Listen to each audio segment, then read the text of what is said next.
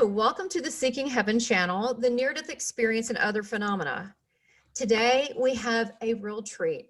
Our guest is so knowledgeable in far as the afterlife and NDEs as far as the Jewish religion. I mean, he spent his whole life on this. And let me tell you a little bit about our guest today. We have Rabbi Simcha Raphael. He is a Ph.D. that's founded and the founding director of the Dot Institute for Death Awareness, Advocacy, and Training.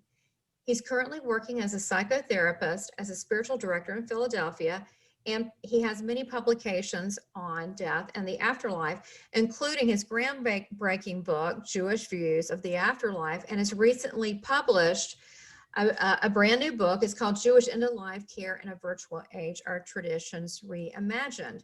And we'll talk more about that toward the end. He has a ton of books. He's an expert in this area. So today, Rabbi Raphael is going to be talking about NDEs and the afterlife and the Kabbalah. So I'm just excited he's here. I want to learn. So thank you for being here. Oh, I am so glad to be having this conversation with you. And thank you for inviting me. I appreciate the opportunity and the honor to be in conversation. And seeking heaven in the middle of an afternoon on a Monday is a great thing to do. It is. We all need to be seeking a little bit of heaven. Absolutely. Well, it's funny. I met you many years ago. What was it, 7, 8 years ago at a conference? Was it that long ago? It was, yeah, it seems creeping up. Yeah, and I just thought that you not only fascinating, but you were such a hoot and so entertaining. And I was so glad you came to that afterlife conference, because I was so bored if it weren't for you and another lady that I met, a yoga teacher, Michelle. So, and finally we get to do something together. So I just, however you want to take this topic and have fun with it, I'll just follow your lead. I'm just excited you're here. Okay, well, first of all, thank you for such a generous introduction that would make my mother proud.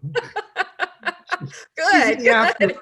She's watching over me, so I know that. And ask me some questions and we'll talk. Okay, cool. So, I guess we should start from the beginning. What was it that interested you as far as topics of the afterlife and Jewish views? How did you get involved with all that? How did all this start, this interest? Okay, well, there's a couple of ways in which I tell that story, but one of them is in my early 20s. I had a friend, and we were best buds from high school. We were good friends in college, and it was a Saturday night. I was in my apartment, and he was helping me cook a meal. I had a date coming over for my Saturday night. I was one of these cool hip men that was gonna entertain my date with dinner. And he was from an Orthodox, a traditional Jewish home, and every Saturday night at the end of the Sabbath, at the end of Shabbat, he would go visit his father. So we said goodbye, and the date came over. The meal came out all right. And as I recall, after we had a meal together, we went out on the town. I was in Montreal, and in Montreal, you could be out on the streets at 2 o'clock in the morning. We came out of a cafe or a club, and there was a full moon. And I pointed to the full moon and I said to her, there's something very auspicious about that full moon. I don't know what it is, but there's something very auspicious about that full moon. I took her home. I went home to where I was living. I went to sleep, and about 5:30 in the morning, another friend of mine called me to tell me that the friend that I had been with earlier that evening had been killed in a car accident. Oh, horrible. And if you would have said to me at that time, simply, you're going to spend your whole life having conversations with people about death and dying and afterlife, I would have said, go, that's somebody else's story. That certainly was not my story at that point. But very early on, I felt a sense of his presence. I remember the name of the sign of the cemetery. It said Mount Pleasant Memorial Park. I promise you there was nothing pleasant about burying a 22-year-old guy in the dead of winter in Montreal. But at the cemetery, didn't it feel like he was standing here with us? it's traditional in Jewish life, Jewish community to do what we call sitting Shiva, 7 days of communal mourning. And so we're sitting in the house. So didn't it feel like Les was present here? That week, I told you about the meal we cooked together. That week, I went back to my apartment because I had been staying somewhere else closer to where his family lived. And I went back in the middle of the week, and there were leftovers from the food that he and I had cooked the previous Saturday night. Wow. And I go, is he there? Is his energy there? Because I was just totally thirsty to understand what happened when somebody who was very much part of my life and then disappeared suddenly. You know, I've lived a little longer. I know that death happens, but I think at that point, it just really knocked the wind out of me. I can imagine. And I had already had a degree in religious studies, and I knew that the Hindus had beliefs about karma and reincarnation, and certainly Christianity has a lot of teachings about life after death and resurrection. But when I began to inquire within my own Jewish culture about afterlife, there was very, very, very little written about it. Really? It was almost like, yeah, maybe, but ask other questions. And in a sense, I wrote. One of the next steps, a couple of years later, I was doing my doctoral dissertation, and I met a man who later became my teacher, who was my teacher of Kabbalah. And he said, "Oh, afterlife, you want to learn here? Go here, here, and here." And he sent me in the direction of learning about afterlife. I wrote a psychology doctoral dissertation called Judaism's Contribution to the Psychology of Death and Dying. It was on life after death with application of working with dying and bereaved, something you can only do in a psychology program in California in the late 1970s. Yeah, so in a sense, I say that I wrote the book that I would have wanted to read when I was 21 and my closest friend was killed in a car accident. So this is me around that time, a little bit later, standing by his gravestone. And this is the third edition, the 25th anniversary edition of Jewish Views of the Afterlife that came out last year. But this has really been, as this image shows, sort of my own journey towards understanding the invisible worlds. What a powerful picture. If I go on, that's one way I tell the story, but there's another part of the story that I often don't tell. When I was 4 years old, my grandmother really, in some sense, she raised me even more than my mother. I'm not giving you my whole therapy notes right now. No. I want to hear this. This is real stuff. So when she died, it was 1955. Kids were not taken to funerals. There was no ritualization around her death that I remember. I asked the adults around me, where'd she go? They said she went to heaven. Bubby went to heaven. So I spent the next 4 to 5 years talking to her in heaven. We know that often children peer beyond the veil between this world and the world beyond. Well, they just came from there. They're closer to it. That's right. And as a 4-year-old, I was a dreamy little kid. And I used to pray to God and pray to my grandmother. And I felt a sense of her presence for a long time. I can't say exactly how long it lasted, but we moved from that apartment when I was 12. So in some sense, I was probably in touch with her throughout my elementary school years. And at some point when I was already working on my doctoral dissertation and reading and writing about life after death, I felt that my grandmother had already taught me everything and I was just relearning it. So the weave of those two experiences, and there were a few others, really set me on this journey of understanding what my own tradition had to say about life after death. And to do that, I had to read Theosophy. I had to read the Tibetan Book of the Dead. I've been a seeker my whole life. Yeah, no doubt. And my first job after I got my Ph.D. was resident psychologist in a funeral home. So I learned something about philosophy. That's wild. Practice. I didn't know that. Yeah, that was wild. That was wild. I mean, you really, that's one thing I really, really, dig about you is that you have no fear back off. You just really embrace things, and you really want to also not just, far as, read it in a book, but you want to experience it in life. Well, I used to be young and foolish, and now I'm just foolish. Um, It's great. It's freedom in it. The older you get, the more you can just like, who cares? It's terrific. I'm turning 70 in the next couple of months, and so I've been really Happy reflecting on legacy. birthday. Thank you. And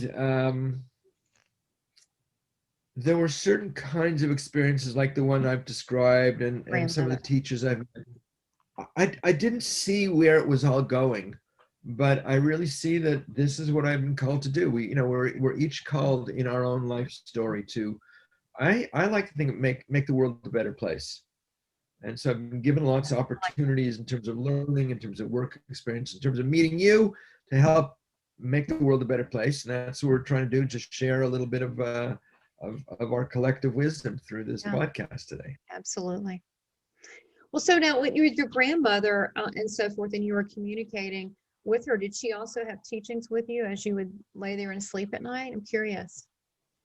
I don't have a content recollection. I have more of an affective recollection. Okay. I just sense that she was there, and people who have kind of read me have sensed her presence also. Because I was going to say, she's still around you. She hasn't left. I mean, yeah. Well, there's no time on the other side, so.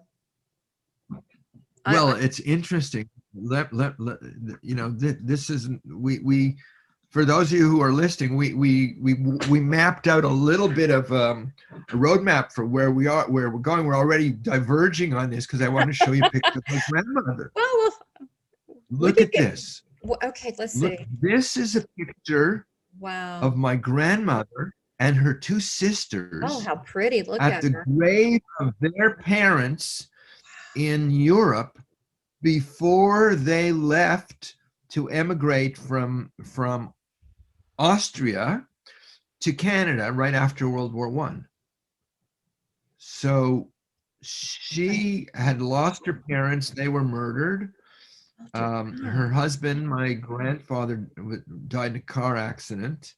So she was familiar with death in a certain kind of way. But I've always, I love this picture. It really speaks of a certain kind of. It's soulful. It does. Yeah, it is soulful. And it's soulful. And it's funny, you have similar noses. She's really pretty. She was a pretty woman. Yeah. And her sisters, what a rare shot. You're right. That there is some kind of wisdom that she had having to deal with death at such an early age. So yeah. And they probably had money too. They probably had money because this was not the era of selfies or Polaroid cameras or Brownie cameras. In 1919, you would have had to pay a photographer to come out to the cemetery to take that picture. Right, the whole flash in the pan. A lot of European, I know it was true in Jewish families, but I imagine it was done more widely. They were never going to see their parents' grave again. So what they took, why? Because they were emigrating overseas. They moved. They were leaving the old country. Yeah. This was the year after World War I, where it was the era of the mass migration to America and to Canada, and so families took pictures at the cemetery. That makes total sense. You're right, because so they could have that. That was brave, right. To leave the country and to go into another world, that alone, and then leave behind things like that you don't think about. Oh, that is soulful. Okay. So now I just remembered another piece of the story. I'm still answering your first question, how I got to this. That's okay. And so my friend's his name was Leslie Erdos. I want to mention him. During the year that, I wasn't formally in any sense of mourning, but I was mourning a loss of a close buddy. He appeared to me in a dream. And he said, I see you've been talking about me in the dream, because I was feeling like many people do, feeling guilty that I had a need to talk about him, because often the bereaved feel like they do need to talk about somebody, and the culture around them says, shh, forget about it, move on. She said, I see you've been talking about me. I said, yeah. He says to me, there were 2 books written by death, and then the dream ended. And I always felt I would write It was you. those books. Yeah, it was you. I woke up feeling I would write those books. Now I've written one, Traditions Reimagined Afterlife. I've written a couple of small ones, but somewhere I have a hope to write another large book. So that was another way he appeared to me, and almost he gave me a prognostication on what was going to be emerging over the years of my life. I mean, can you So imagine very early on, his life counted so much that it changed you? Don't you think he's proud of you? Wow. What an impact he every had. year around the anniversary of his death, I connect with that friend who called me. We're still friends. His girlfriend at the time, we touch base with each other once in a while. Somebody's calling me now from the afterlife, It but could be him. Yeah, but I've heard of that. We're phones. Hey. You never know who that is, right? Well, so Make sure it's off. Apologize. no, that's fine. It's actually kind of funny because I definitely sense he's still very strong with you, because and still making an impact and putting people together with you. Because I mean, that's a beautiful story. What a friendship. Yeah. Well, like the friendship lasted a lifetime, but only in the body for. See, I was in 9th grade and he died the year after graduating from university. So we knew each other from maybe 66, 67, 1966, 1967 to 1973, 74. So Okay. 7 years or so, but it's continued It for is. all of these Yeah. years. I think that's one of the messages we want to leave people with, is that death ends a life, but it doesn't end a relationship. Whoa, that's heavy. I love it. Absolutely love it.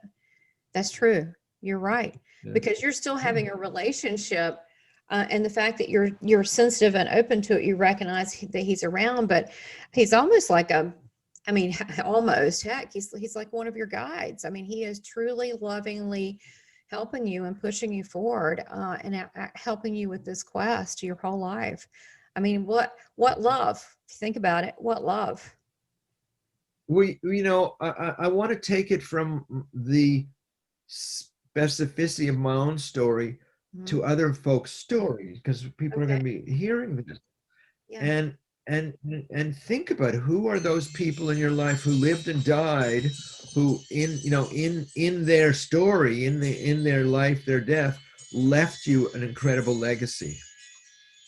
Who are some of those people who are chiming in? And we're going to close this phone off altogether.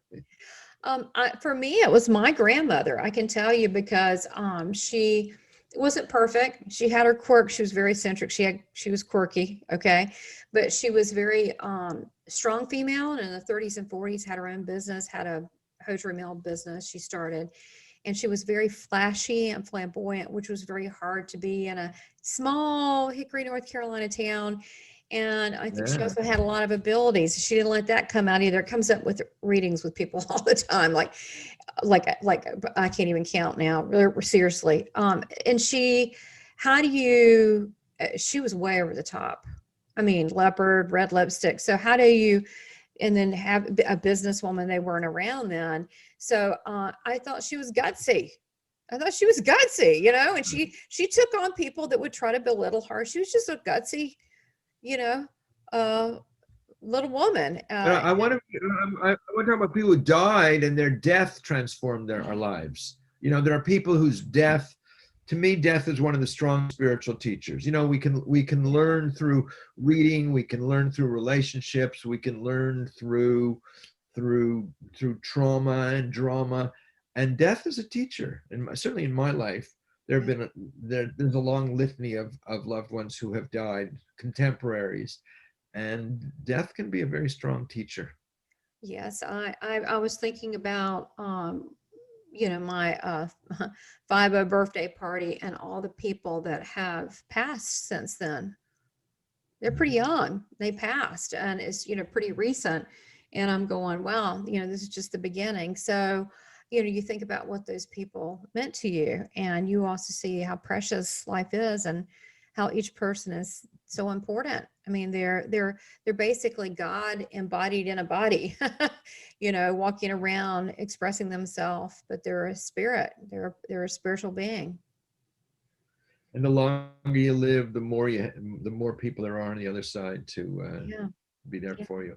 And Yeah. on my contacts on my iPhone and my computer, there's a place where you can put the name of the person's business. So I put friends and family and house and my university job, and then I have an area called digital cemetery. What do you do when somebody you know dies? Do you leave them in your contacts or do you delete them? I just move them over to my digital cemetery. So my I love digital that. cemetery is growing more and more every year.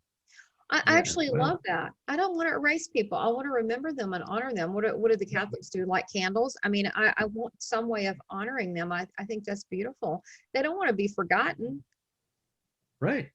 So if you're listening to this and you have people in your contacts, you're not sure what to do with them, if you have a way of subdividing your contacts, I invite you to create a space for them in you want to call them in the afterworld, or they're in my digital cemetery.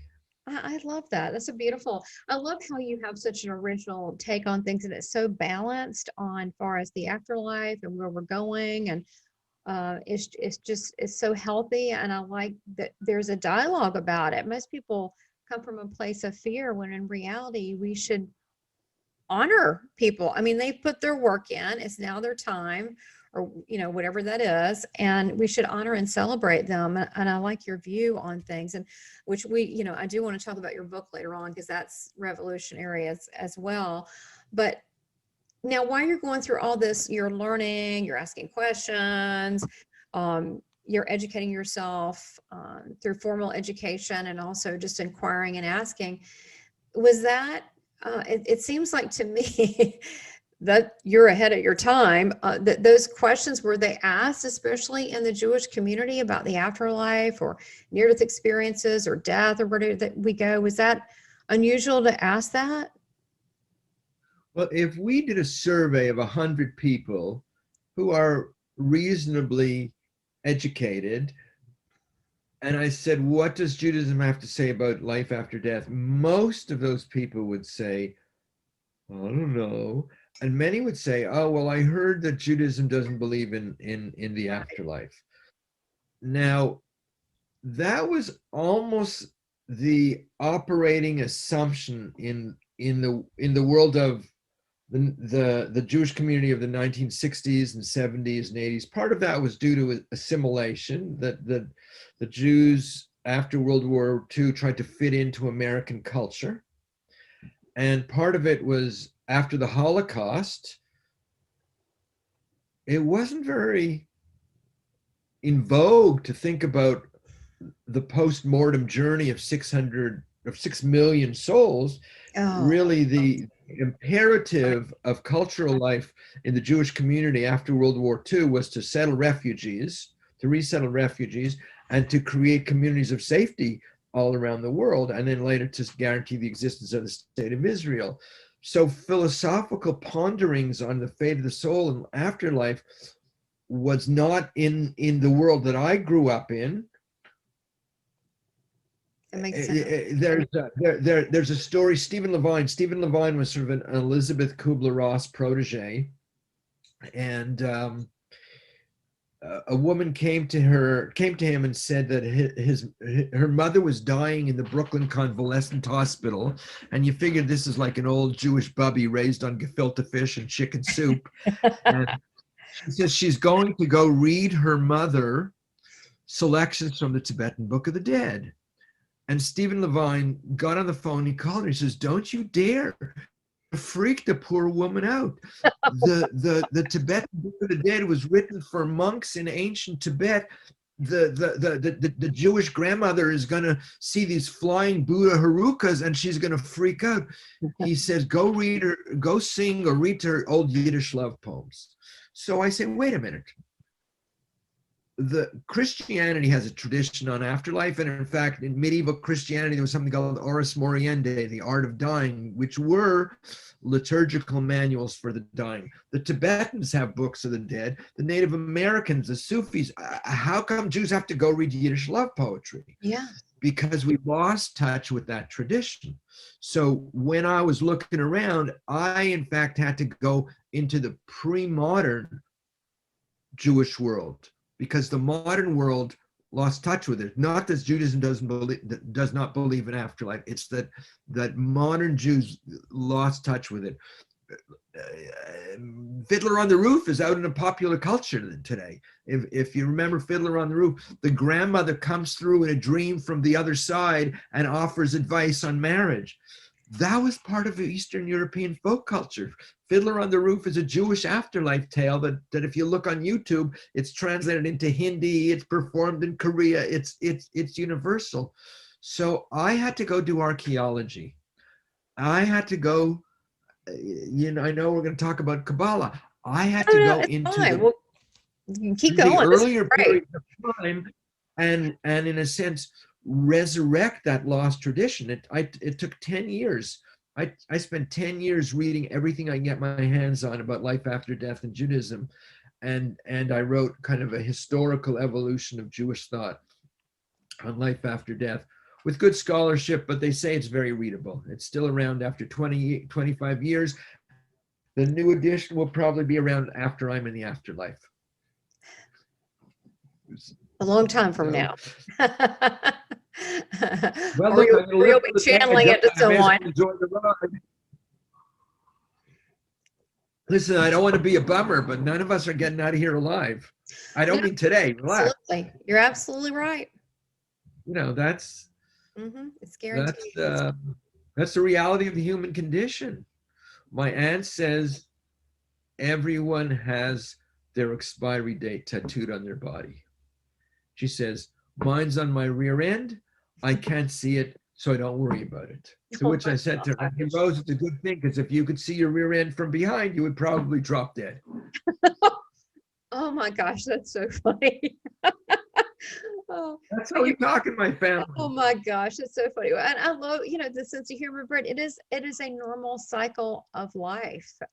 And we go on though. That's the great thing. We do go on. And if people, are open to that, they'll see that. It was interesting. Someone told me, it was a Greek woman, and they said when someone passes, that they give 7 days. I guess that's enough time to have the funeral or whatever it is, and then get people together and be done with that. But they put sheets over all mirrors, because they know that they will see that the spirit, their thing is, she was saying, the spirit of the person would roam through the house and people would see them. And I'm like, well, I kind of like to see them. I don't have a problem with that. I'm like, you can take the sheets down. I'm cool with that. But that, to me, that's soulful, that they acknowledge that they're a spirit, that till they really, I guess, are at peace and they feel everybody's okay, and then they go on. So I thought that was interesting tradition. Well, that's the Jewish practice. In Jewish practice, you cover the mirror. Really? Because that was a Greek lady telling me this. Oh, right. Really? Is that still practiced? Really. Oh yeah, definitely. Okay.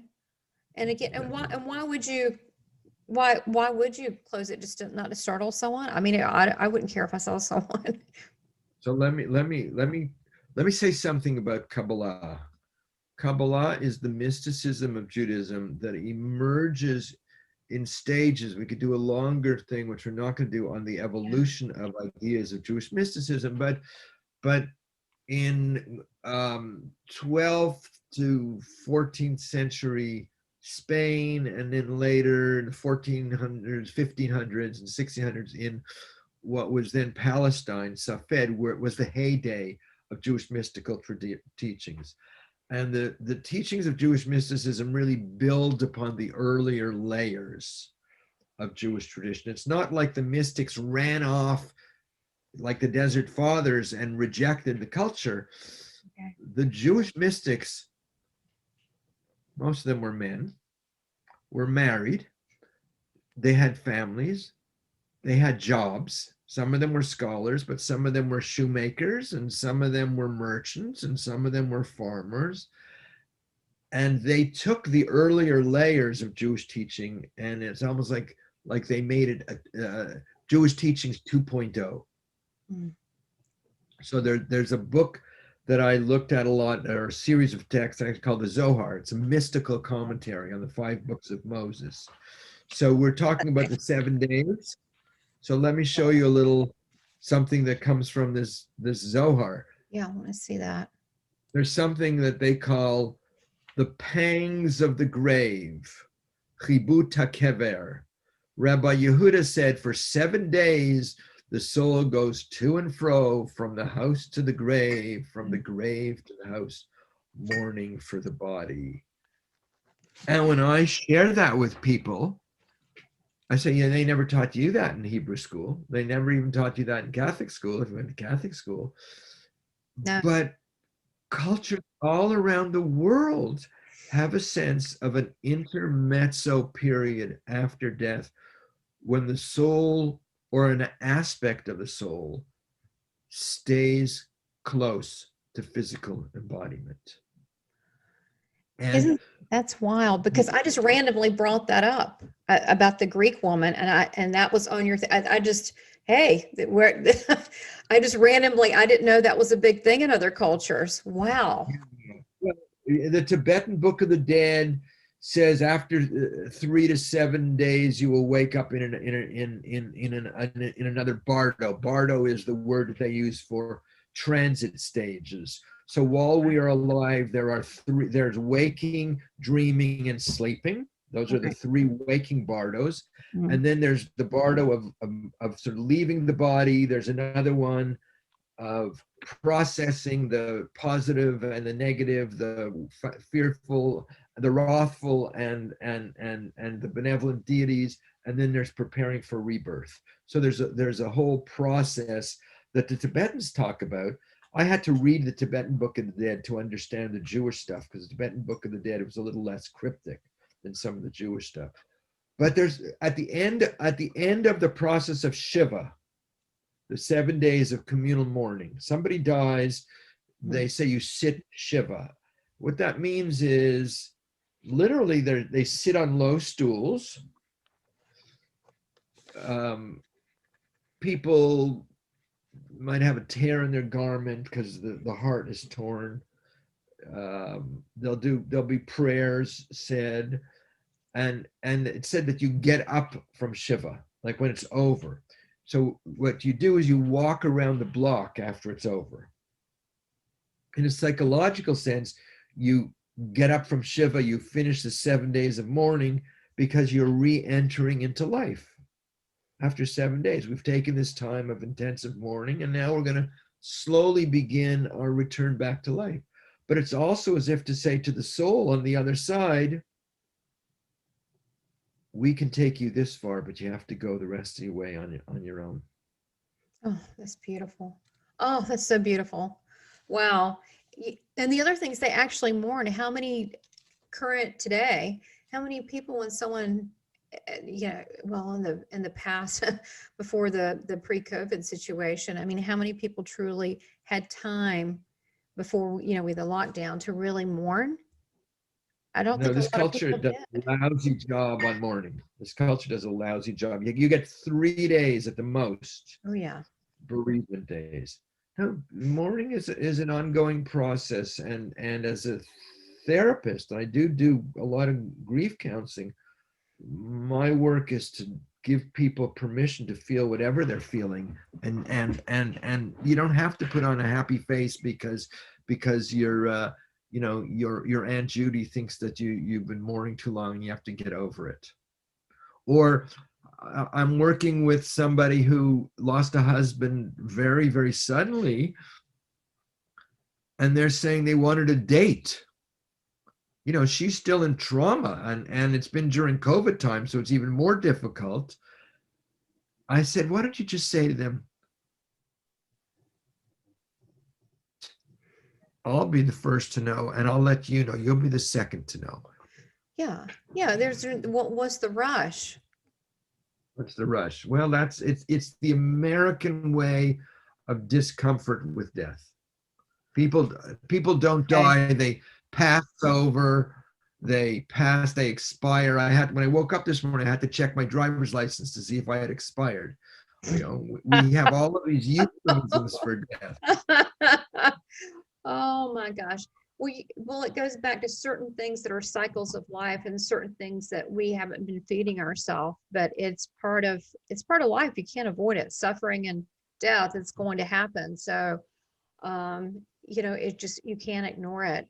Which I love how if people are going to look at it, how do you recommend, I mean, and we're not closing off. I just am curious right now that how do you, when someone comes to you that is severely grieving, what do you tell them just to get through that day?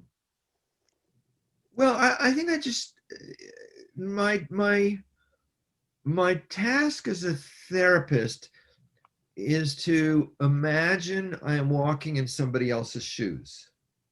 If you think of it, empathy is the ability to walk in somebody else's shoes. And when people are bereaved in a severe way, just to know that somebody gets where they're at is very, very important. I mean, well-meaning advice is good, but that's not the first thing. The first thing is to be able to say, yeah, I get what's going on, and you're not crazy. You're not going crazy. Sometimes people feel like they're going crazy. 3, 4, 5, 6, 7 months into a death, it can be very durative.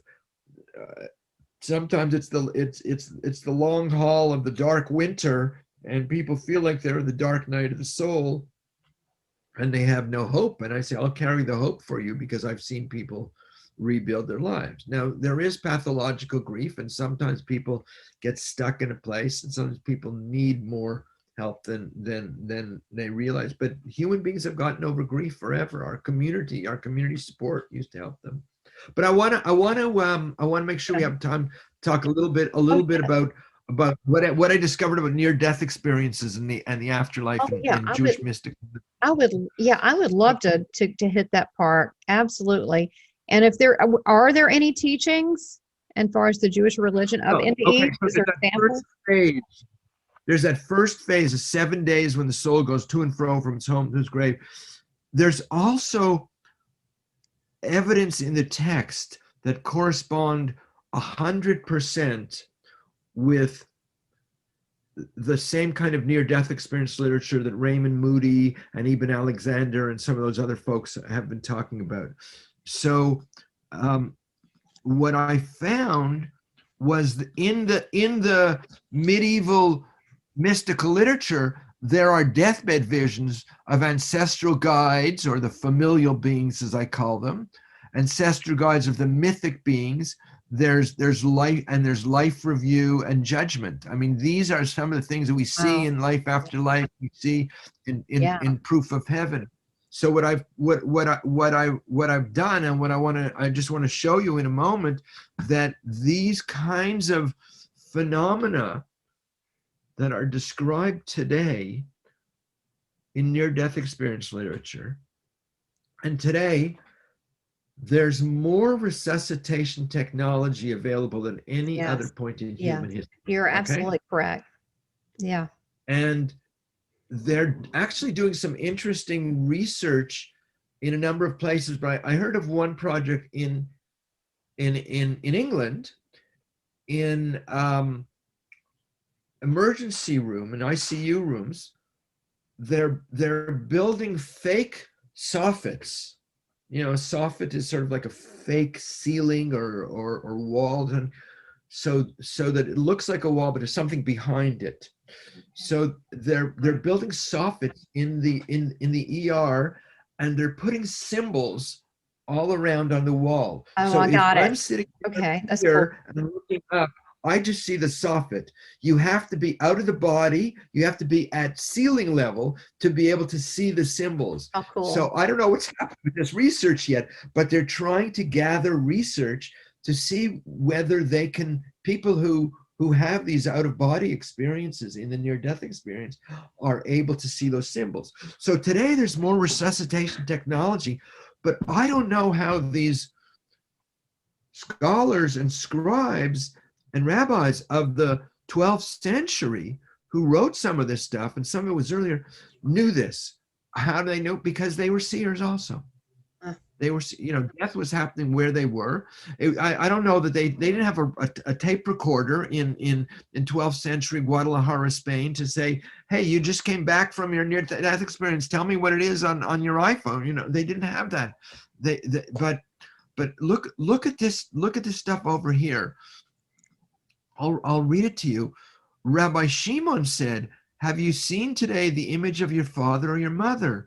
For so we have learned that the hour of a person's departure from the world, their father or mother and other relatives gather round, and they see them and recognize them, and likewise all with whom they associate in this world, and they accompany their soul to the place where it is to abide." Zohar is written in 12th century Guadalajara, Spain. That's How do you crazy. know that? So this is in the Tibetan Book of the Dead. I mean, this is spot on with any of the near. This is the Tibetan. This is in the Tibetan, but there's stuff in the Tibetan Book of the Dead too. Okay. But what's really fascinating is people have this experience. The hospice nurses are reporting this all the time. 25, 30 years ago, a guy, I heard a story, the guy in hospice, he said, "Oh, my brother." He got up and he ran across the room, and they grabbed him back down. They tied him to his bed. They gave him Thorazine, and he was dead. Today, they recognize that much more. One of my bereavement clients, she tells me the story. She's sitting on the edge of her mother's bed. Her mother looks up, has a vision that she can't see, and she says, "Oh, Mom, I never introduced you to my daughter." The dying woman has a vision of her deceased mother, and she's introducing the deceased mother to her daughter who's sitting there. Beautiful. Right? Well, so people have those kinds of experiences, and I'm just saying they knew about that 1,000 years ago. I wonder why we've talked our way out of this whole thing, because it's not just one religion or culture. I mean, Christianity, you hear people in the room and they know they're, the death watch, hospice, and they're saying things like, "Oh yeah," and they talk about, some old lady about their old, their boyfriends. "Yeah, I hadn't seen him in years." And they think, "Oh, they're crazy. It's the medicine." No, they're actually there waiting for them, people they've met through their life. And they don't acknowledge that still. Well, the hospice people are getting a lot better at this. What's a little, I don't want to say confusing as much as complex. There seem to be two different kinds of visionary phenomena. Some people, it's sort of like the mommy, daddy, grandma, grandpa level, and other people may have what I want to call archetypal or mythic guides. Okay. And so in the near-death experience literature, often someone who's Christian will see Jesus or Mary, or the Hindus will see Krishna, or the Buddhist will see the Buddha. Judaism doesn't have very strong iconography, but let me show you a text here that we have from this era. Also, let me go to the next level here. No person dies before seeing the Shekhinah. I'll say something about that. And because of the Shekhinah, the soul departs in order to see her. And with the Shekhinah, there come 3 ministering angels to receive the soul of the righteous. When one departs this world, they see many strange things on their way and meet Adam, the first human being, sitting at the gates of Gan Eden to welcome all who observe the commands of their master. So there is some kind of sense of meeting of mythic guides. The Shekhinah in rabbinic and Jewish tradition is sort of a luminescent presence. So, or there are angelic presences. So I don't know exactly how it works. It may be that for some beings, a familial being helps them really leave behind the physical body. Yeah. And for other people, they may vibrate at a different level, and there are archetypal beings. Now, my sense is that what we see reflects our own cultural conditioning. So I've read stuff, the children's near-death experience, the children are seeing Yoda. Okay. Well, doesn't that make sense? Yoda's an interdimensional being. Yeah. Yoda's it travels Yeah. from one. So these two images, the three images I've showed you, that's replicated in near-death experience literature. Right. And here's another one. Hang on. It also seems for comfort too, like the whether it's angels, light beings, grandma, granddad, friends, higher level. It's also what you can handle or what your soul needs, but it's also, I think, comforting to the people. Right. Well, so here we'll go to commercial in a moment. Another book I've written here is Yes. called May the Angels Carry You, Jewish Prayers and Meditations for the Deathbed. And we have in here Wonderful. words of comfort for one who is dying. You are loved and you are forgiven. Oh, We know you did your very best. Sometimes I think, we know you did your very best, even though sometimes you're really a jerk. But that's a whole other story. You are leave not that going to part be out. alone. We will be here with you, and you will be welcomed by loved ones on the other side. And whenever you're ready, it's okay to leave. We will all be okay. So to say to people, who do you imagine being there for you? My mother was 10 years old when her father was killed in a car accident. So I've come to this stuff multi-generationally. That was her father was the husband of my grandmother in that photograph. Oh my goodness. Okay. Yeah. So I said, Mom, you might meet your father. And my mother was 80 at the time, and she would not have seen her father for 70 years, but she just lit up. I said, well, Daddy, I don't know. My father was already died. I said, Daddy, I don't know. Daddy's probably going to be late because he got stuck at Home Depot or something like that. That was my father. He never came home on time for dinner. Dad, dinner's at 7. I'm at Home Depot. I'll be home in an hour. So, Mom, Daddy might be late, but your father will probably be there. So I think to let people know there are guides. Yes. And somebody once said, oh, I was so worried about my father. Is he okay? Is he, he'd been dead for 6 months. I said, you know what? I think you have to work on you letting go of your father, because your father's probably doing fine. There are beings on the other side to help them make the transition. And I think that's helpful. Some beings get stuck. Listen, when there's a tragic death, when there's a suicide, some beings get stuck. Yep. Yeah. I mean, there's a whole like track on people that I've met that help the, what do you want to call them, ghosts, cross over. And non-denominational, I've seen groups that get together and they help and people say, why is that? I think it's because in life, people get confused, right? They get confused in life. Why wouldn't they get confused, when something tragic happens? So they may need a little assistance. It's like therapy. It's like spirit therapy. Somebody I know came to me and said, my sister was murdered and she hung around the living room of our house for an entire year. I was seeing her. Nobody else was seeing her. They treated me for a bereavement psychosis. But one day my sister said, okay, I'm ready to go. I'm going to go and reincarnate. And the sister left. And I have a story to tell you. I went to Poland. It was called the March of Living. I call it a romp through the concentration camps. I was one of 10 people. Actually, it came out of North Carolina, Really? Greensboro, North Carolina. One of 10 people of a group that I went with 2 rabbis from Greensboro. And I was 10 staff. There were 10 staff with a group of 50 kids. But there were like 7,000 to 9,000 people who went on this march. We just went in different groups. So on Holocaust Remembrance Day, we all marched from Auschwitz to Birkenau. 7,000 people. That was very, very profound. But each of the group toured differently.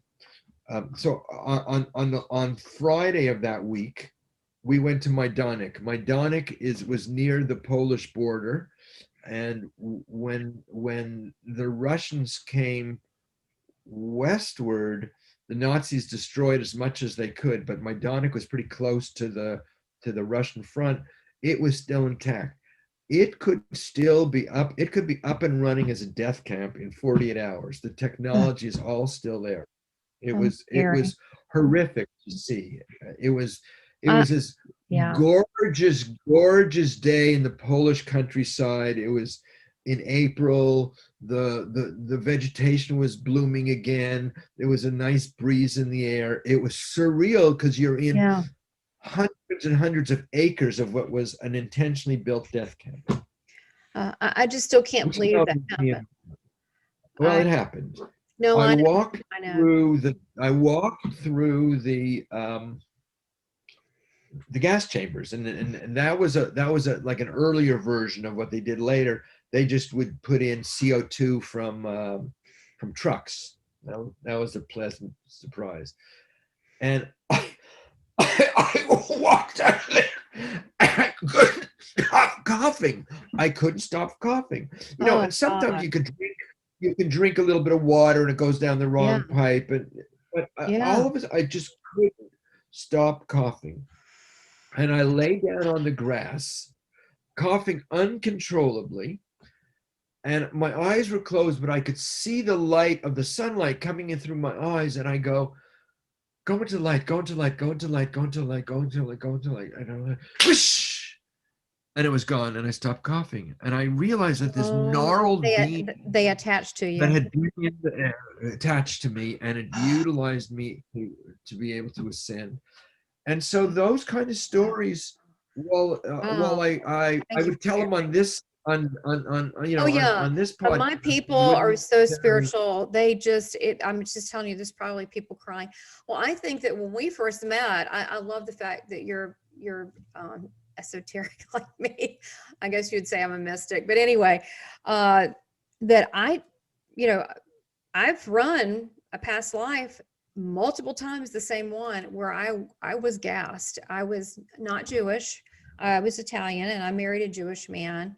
And it was horrible. They killed the kids too. They killed the 2 kids. It was a horrible, I kept running it. It was just, I can't even watch something. It's just, but I made an agreement when we saw all the bodies down below that there's certain things that are worse than death. We would never let this happen to humanity again. Because it's a crime against humanity. But I don't think I could show up there. I'm still terrified of Germany. It was a long time ago. I'm still terrified of Germany.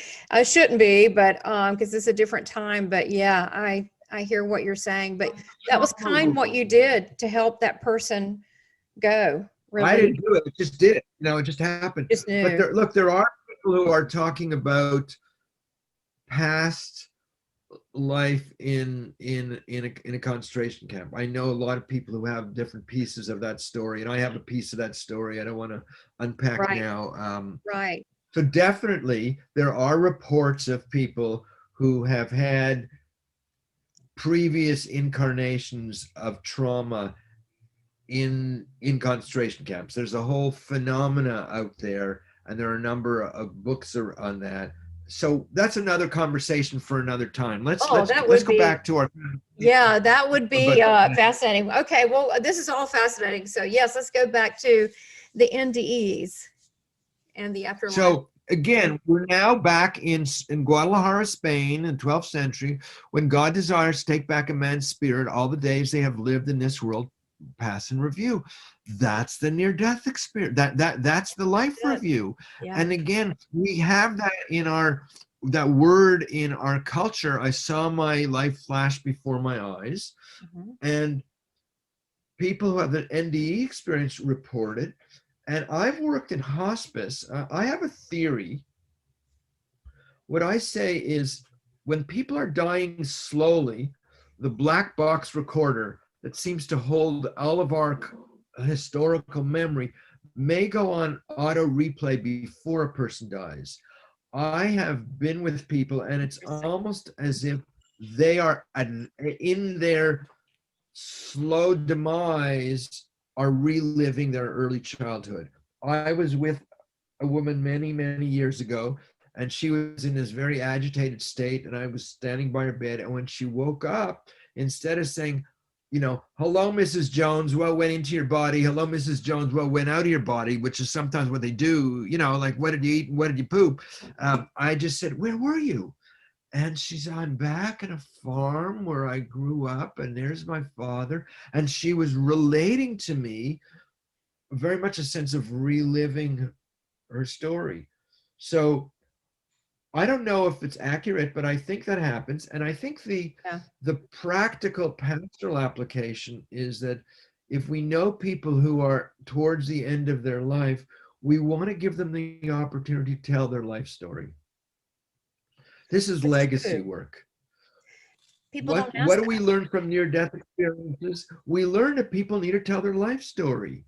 And I say this to my undergraduate students: when you're going home for Thanksgiving, pull out your iPhone and ask your grandparents to tell you the stories of their life, because you're not going to get it after they're gone. You may as well get it while they can do it, and it's very helpful. I have 8 hours of VHS video that I've actually changed to digital. I interviewed both of my parents quite extensively over time. And Really? it And they was were okay value with for them that? to tell the story, and it's value for me to have that story. So I think all of this stuff with near-death experience helps us think about our own demise and who's going to be there for us, and help people tell their life story. And I think it's just changing the way we think about the meaning of life and death. I think that's my Oh, own sense. I love I mean, you've already given tips. This is great about if they're in the hospital, if they're on, if they are dying, on a hospice type watch, then acknowledge, don't ignore them, don't blow them off. If they say, oh, and they mention people from the past that that have gone, you could go, okay, what do they have to say? Just go with it. And then also, before it gets to that point, get a recording, get their story. You're right. You won't have it afterwards. That is that. And plus it honors our relatives and where they've come to make a better way for all of us. So, I mean, these are some tremendously good tips on the life review. I'm kind of, look, I can't prove this, but I don't think you have to die to get a life review. I think that you're right. If you are someone has a slower passing, and it doesn't have to be painful. They're just slowly they could start that. And I find that some people pass immediately, that process you're talking, and some people don't. Some people like to hang around. I don't know. Right. Yeah. I think it's up to Well, the person. so here's what I've learned from studying and reading and teaching about life after death. This is sort of my summary of this. Between this world and the world beyond is a window and not a wall. Our Western materialistic culture wants us to think that dead is dead and it's a wall, and then nothing happening. But the spiritual wisdom of all the great traditions around the world, and as you know, as a seer, that there is only a thin veil between this world and the world beyond. And in certain moments, in moments of meaningful synchronicities, or moments of perception of other realities, or in dreams, we sense that connection, like I sense with my friend who had died, like I sense with my grandmother. It almost as if I knew that for the longest time, but it's taken me a while to sort of do the writing and the reading and the pastoral work to have more of a sense of certainty about that. Isn't that interesting? Because here it circles back around. You had the experience, you knew it, then you did all this education, your own research, and then being in front of people that are passing to finally go back to where you were, to say, I was right, that they are around me, they are communicating. And some people have a problem with that. I think it's kind of it's refreshing to know we live forever. I don't think they're stuck here by some can be, if they're traumatized, but most are not. They're just kind of passing through. And the way I look at it, we're multidimensional beings. Why can't we be in multiple places? Right. And some of your listeners or viewers will remember there was a time when we used to walk up to a television set and we would play with a dial from channel 2 to channel 13. Yeah. Not all of you will remember that, but some of you will remember Yeah. that. Wow. And Before cable, that's hard to believe. VHF. Yeah. Then there was UHF, so you went from channel 14 to channel 99, and you'd play around with it, and maybe you can get channel 77 coming in without a lot of snow. And now we have cable, and then satellite is broadcasting thousands of channels ubiquitously, simultaneously all across the planet. Yeah. Most of us are still perceiving reality at channels 2 to 13. Most of us are perceiving reality. Maybe we get channel 33. You, Tamara, might be picking up your higher vibration.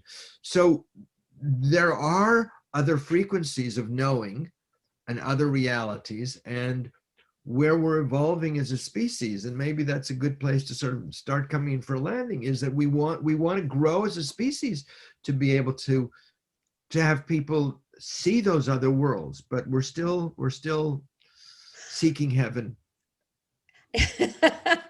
I love that. That's absolutely true. But so let me ask you this. This is not really off topic, but it's kind of adding on to what you were saying. There's the big talk in the spiritual community, light workers, that we're going from, third dimension to a fifth dimension. I can definitely tell a change in energy, and I can definitely tell that even people that I've seen that I wouldn't really call spiritual, I mean, they're just people, regular people that are now questioning and asking, and it's really fascinating to watch. So do you feel like that this is a time when people are more open to things like this, that they're embracing it a little bit more, the near-death experience, the afterlife, these other realms, and not being so fearful? So let me say something. I want to say something about the work I've done during COVID. Yeah. Look, there's no doubt we've been through a cultural trauma, and we have no idea where the post-cultural trauma will take us. After the Black Plague came the Renaissance. Where we are today is we don't know where we're going tomorrow. We're really in a time of uncertainty and unknowing. The likelihood of there being whole new ways of thinking about the meaning of life and death, I think, is inevitable. I think that we need to deal with the next wave pandemic is the unprocessed grief in this country. Is the unprocessed what? Grief. Oh, yes. We're almost at the point where there's at least 600,000 people who have died from COVID. Well, multiply that by a quotient of 5 or 10 for the number of families that are dealing with loss. So we have to process a lot of the SH under the rug, and that's going to open new horizons and new pathways. So the longer answer to your question is yes, and there's a lot more along the way. So I'll tell you, let me tell you one more little piece of the story, and then maybe we can come in for a landing. So this was one of my COVID projects, a book called Jewish End-of-Life Care in a Virtual Age, Our Traditions Reimagined. And I'll tell you the story around that. I called one of my rabbi friends one day. I said, "How you doing?" She said, "Oh, I'm so exhausted. I just did a Zoom funeral. I just did a Zoom memorial service. We need a virtual ritual manual." And I thought, oh, I could do that. So I called my publisher and I said, I want to do this. He says, well, I want you to write it not just for rabbis, but I want you to write it for healthcare workers and social workers and pastoral care workers. And I worked with two of my colleagues, and we gathered essays, people who are dealing with deathbed work and people who are doing funeral and doing Shiva, and people who are building caring community around COVID. and I wrote something on the connection between the rituals of the Middle Ages, how they emerge in response to crisis and pandemic, and how we don't know where it's all going. Yeah. And so I think we're going to see within all the denominations of a religious life in America and around the world changes. We don't know where it's all going. I know less and less every day. As Lao Tzu said, every day one knows less and less until when one knows nothing at all, there are no questions that are left unanswered. So Yeah. so my books are available on Amazon. Jewish Views of the Afterlife is my favorite. We'll go back Can you have there. a photo of that, or If you want to learn about what Judaism has to say about life after death, this is the book. And this there's is a most of few your other, life works, really finding out all this information, right? right, and making That way. the baseline that Jews don't believe in life after death has changed as a result of this book, because more and more people realize that, wait, after you read that book, you can't ever say that Judaism doesn't believe in life after death. It's a big book. So do you So look, you're doing holy work in the world to change people's attitudes, and I'm trying to do my part. And so I want to be thankful for this opportunity to have this conversation with you, and look forward to more in the future. Oh, Is that absolutely. an okay place for a landing? No, this sounds wonderful. There is so much that you could talk about. You're just a wealth of information, and you're so soulful too. And at the same time, you're so open. You are really making a big dent and a difference. And I do want to tell people that you and your wife, who's also a rabbi, will be doing the opening ceremony for Spiritual Awakenings International's online conference, which is June 12th through 13th. So if you want to sign up, it's I believe Saturday and Sunday, June 12th and 13th. That's at spiritualawakeningsinternational.org. And that you're involved with that. And your books are fantastic. And I'm going to have everything below so you can get in touch. And you also still do, for us, counseling as well, as offering a lot of books that are very educational on how to, for us to really look at this subject of death. I mean, it's so practical. This has been so helpful to me. I really appreciate it. DAATinstitute.net is the website that has my publications. It has my counseling information, and it also has a number of YouTubes and videos and some articles and stuff that I've written. Institute.net. And it'll be down below too, but it's DAATinstitute.net. Yeah, and it'll be down below. Thank you so much for your time. This is amazing. Wow, you're just a wealth of information. Thank you for everything you're doing. Okay, thanks, I folks. appreciate it, Rabbi. God bless. Yeah, God bless you. Okay. Thank you so much.